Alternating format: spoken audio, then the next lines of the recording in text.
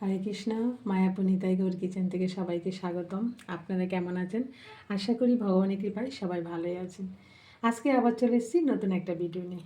আজকে বানাবো দই আলুর দম। একদম অন্য বেশি মশলা ছাড়া একদম সাদামাটা একটা আলুর দম। দই আলুর দম বানাতে এখানে লাগছে আমাদের আলুটাকে আমি দেখুন বানিয়ে হাফ হাফ করে নিয়েছি। আর এখানে নিয়েছি দই, আর এখানে 1 চামচ আদা বাটা, আর এখানে আমি একটা ভাজা মশলা করে নিয়েছি, ওইটা আমি দেখাতে পারিনি, তার জন্য আমি বলে দিচ্ছি।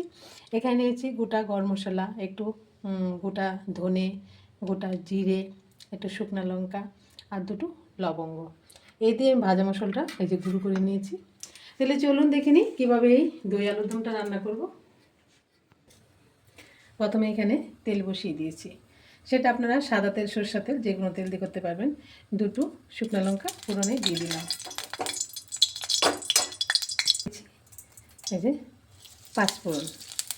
পাঁচফোড়ন দিয়ে এখানে দিয়ে দিচ্ছি এই যে আদা বাটা।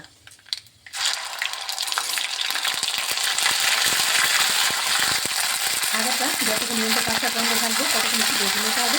দিয়ে দিচ্ছি গোটা কাঁচা লঙ্কা চিড়ে দিয়ে দিলাম, আর এখানে দিয়ে দিচ্ছি একটু ফোড়নে হিং। ভালোভাবে একটু নেড়ে চেড়ে কষিয়ে নিলাম। এবার এখানে দিয়ে দিচ্ছি আলুটা দিয়ে দিলাম।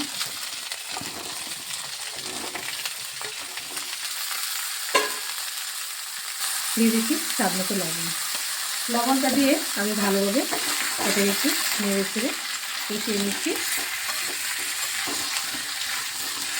দেখুন লবণটা মিশানো হয়ে গেছে। এখন আমি এটা কিছুক্ষণের জন্য একটু ঢাকা দিয়ে রাখবো, যাতে করে আলুটা তুলে দিচ্ছি। আমি অল্প একটু জল দিয়ে ঢেকে দিয়েছিলাম। এই দেখুন জল একটু একটু আছে, আর আলুটাও খুব সুন্দর সিদ্ধ হয়ে গেছে।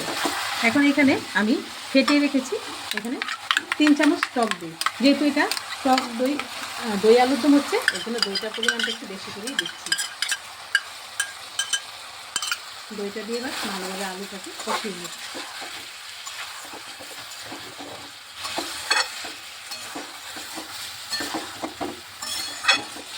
এদিন ভালোভাবে কষিয়ে নিচ্ছি, আর এখানে স্বাদ মতো চিনি দিয়ে দিচ্ছি। যেহেতু টক দইটা দিয়েছি, চিনির পরিমাণটা একটু ব্যালেন্স করার জন্য একটু বেশি করে দেবো। ভালোভাবে চিনিটা দিয়েও কষিয়ে নিচ্ছি।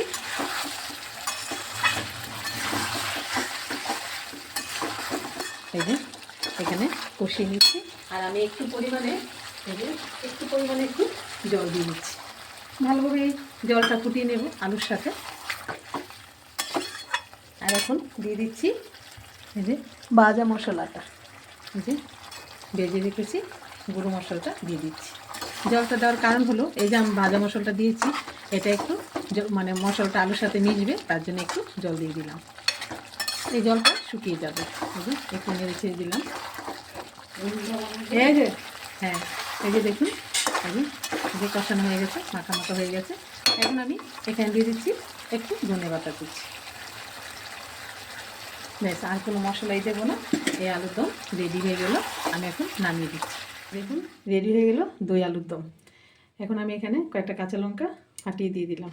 এরকমভাবে আপনারা করে লুচি পরোটার সাথে ভগবানকে ভোগ লাগিয়ে প্রসাদ পেতে পারেন। তাহলে আজকে ভিডিও এখানে শেষ। সবাই ভালো থাকবেন, সুস্থ থাকবেন। আবার দেখা হচ্ছে পরের ভিডিওতে। হরে কৃষ্ণ।